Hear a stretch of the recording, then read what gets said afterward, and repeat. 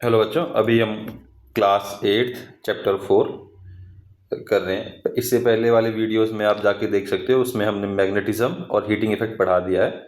अभी हम portable source के बारे में बात करेंगे, तो उसमें सबसे पहला क्या आएगा?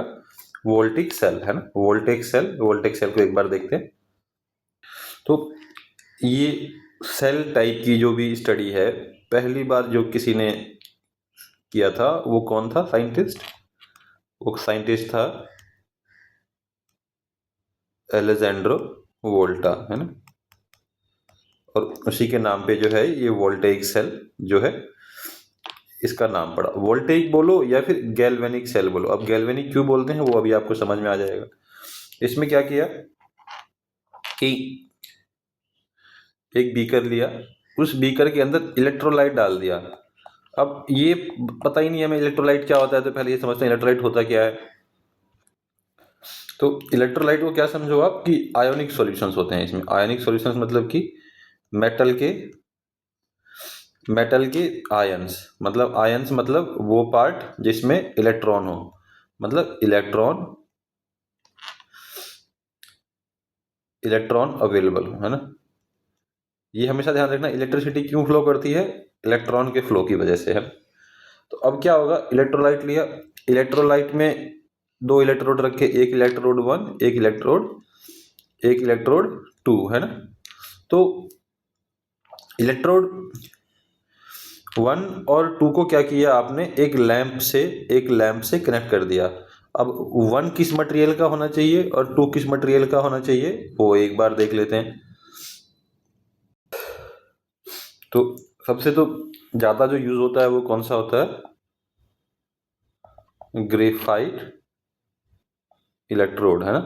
तो अब क्या किया, ये इलेक्ट्रोड डाला, इलेक्ट्रोड में एक टर्मिनल आपका पॉजिटिव हो गया, एक नेगेटिव हो गया, और उसको एक लैंप से कनेक्ट कर दिया, ठीक है। अब ये दो प्लेट यूज कर रहा है, डिफरेंट मटेरियल का, और एक लिक्विड कॉल इलेक्ट्रोलाइट। तो एक अगर आपका ग्रेफाइट होगा, दूसरा आपका गोल्ड हो सकता है, कॉपर हो सकता है, एल्युमिनियम हो सकता है, प्लेटिनम हो सकता है ना। या फिर अगर एक मटेरियल ये होगा तो उसका उल्टा मटेरियल ये हो सकता है ये आयरन हो। तो बट ये इंश्योर करना है कि दोनों जो है वो अलग अलग मटेरियल का हो, ठीक है। और जो इलेक्ट्रोड्स आपने डाले हैं वो बता दिया आपको अलग अलग मटेरियल का होना चाहिए। उसको इलेक्ट्रोलाइट में आप डिप करो। जैसे ही डिप करोगे तो केमिकल रिएक्शन होगा किसमें? प्लेट में और इलेक्ट्रोलाइट के बीच में। इसके बीच में ये जो आपके इलेक्ट्रोड हैं और जो ये इलेक्ट्रोलाइट में जो आयन बैठे हुए हैं ना, आयन पड़े हुए हैं, उनके बीच में रिएक्शन होगा, है ना। और रिएक्शन होगा तो क्या होगा, जो इलेक्ट्रिसिटी प्रोड्यूस होगी, क्या प्रोड्यूस होगी? इलेक्ट्रिसिटी प्रोड्यूस होगी, है ना। तो जब भी सर्किट कनेक्ट होगा तो आप इलेक्ट्रिसिटी फ्लो होगी, और आप क्या देखोगे, जो बल्ब है, ये इलेक्ट्रिक लैंप है, ये क्या करेगा? ग्लो करेगा, है ना। और थोड़े टाइम के बाद क्या होगा, इसके आयंस, मेटल के आयंस खत्म हो जाएंगे, इलेक्ट्रोड की रिएक्ट करने की कैपेसिटी खत्म हो जाएगी। तो क्या होगा, इस इलेक्ट्रोलाइट में सारे आयंस खत्म, और जो है इलेक्ट्रिसिटी प्रोड्यूस करना जो होगा वो बंद हो जाएगा, और हम क्या बोलेंगे, सेल क्या हो गया? डेड हो गया। क्या बोलेंगे? सेल डेड हो गया, ठीक है। मैंने आपको पहले बताया था कि वोल्टाइक और गैल्वेनिक सेल जो है किससे आया था? लेजेंड्रो वोल्टा से आया था। कब आया? 1700 में आया। और इसके पीछे उसकी ऑब्जर्वेशन थी, तो आप इसको पढ़ लोगे तो आपको ऑब्जर्वेशन उसकी पता लग जाएगी, ठीक है। अब ये हम लोगों को भी बचपन में बताया गया था।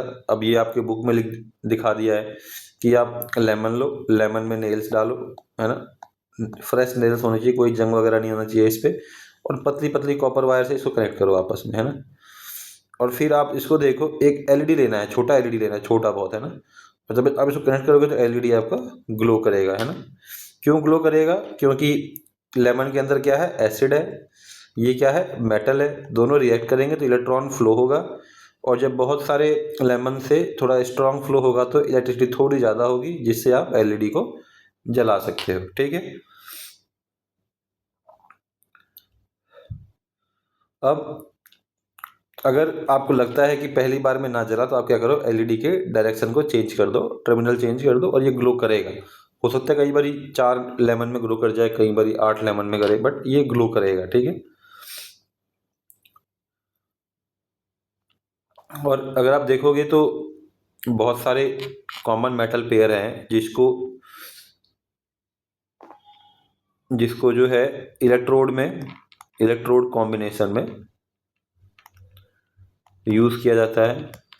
जैसे जिंक कॉपर हो गया, जिंक सिल्वर हो गया, एल्युमिनियम कॉपर हो गया, आयरन कॉपर हो गया, मैग्नीशियम कॉपर हो गया, लेड कॉपर हो गया, है ना। तो कहीं पे कॉपर पॉजिटिव इलेक्ट्रोड की तरह काम करेगा और जिंक जो है वो नेगेटिव इलेक्ट्रोड की तरह काम करेगा। और ये क्यों होंगे? ये इसकी केमिकल प्रॉपर्टी की वजह से होंगे। केमिकल प्रॉपर्टी मतलब ऑक्सीडेशन नेचर और रिडक्शन नेचर, है ना। किसकी कैपेसिटी है इलेक्ट्रॉन एब्जॉर्ब करने की, किसकी कैपेसिटी है इलेक्ट्रॉन रिलीज करने की। ये बहुत ही डिटेल में क्लास 11th में आपको और 12th में पढ़ाया जाएगा, ठीक है। अभी बस इतना समझ के रखना है कि जो भी आप इलेक्ट्रोड यूज़ करोगे वो इन तरीके से यूज़ होंगे। जिंक कॉपर होगा, जिंक सिल्वर होगा, आयरन कॉपर होगा, मैग्नीशियम कॉपर होगा। ग्रेफाइट का भी कॉम्बिनेशन होता है बट इसमें दिया नहीं गया है। उसके बाद अगला आपका आता है पार्ट क्या, ड्राई सेल। अब ड्राई सेल जो है सबसे ज़्यादा आज के टाइम में यूज़ होते हैं, चाहे आपके रिमोट हों, रिमोट के बाद आपके टॉयज़ हों, घड़ी हो, है ना।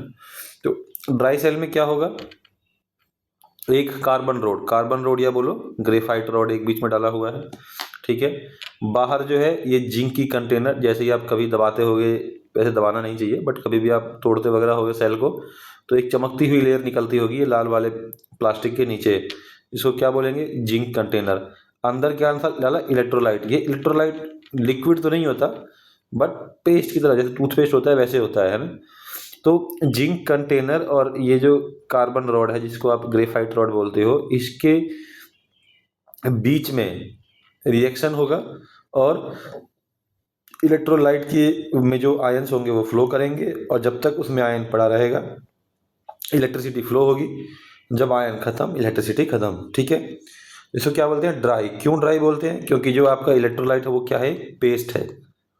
कोई आपको बोलेगा भाई इसको ड्राई सेल क्यों बोलते हो, तो क्या बोलेंगे, ड्राई सेल इसलिए बोलते हैं क्योंकि जो इसके इलेक्ट्रोलाइट्स होते हैं वो कैसे होते हैं, एक पेस्ट की तरह होते हैं, ड्राई पेस्ट की तरह, ठीक है।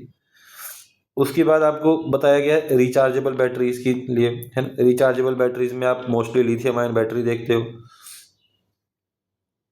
तो इसमें क्या है, आप इसको रिचार्ज कर सकते हो फॉर कुछ सर्टेन साइकिल, है ना, कि 10,000 बार या 1,000 बार या 5,000 बार आप इसको चार्ज डिस्चार्ज कर सकते हो, है ना।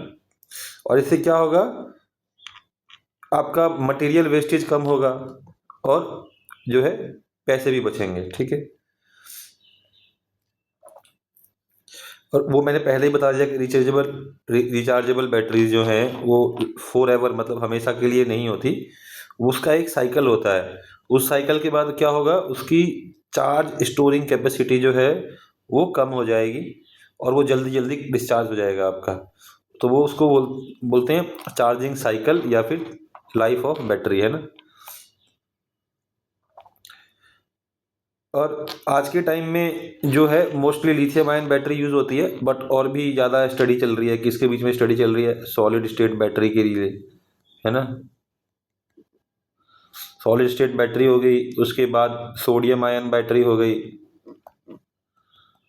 ये बस इसलिए है क्योंकि जो लिथियम आयन बैटरी होती है इसमें जो है जो मटेरियल यूज़ होते हैं उनकी लिमिटेड सप्लाई है। क्या है, लिमिटेड सप्लाई है।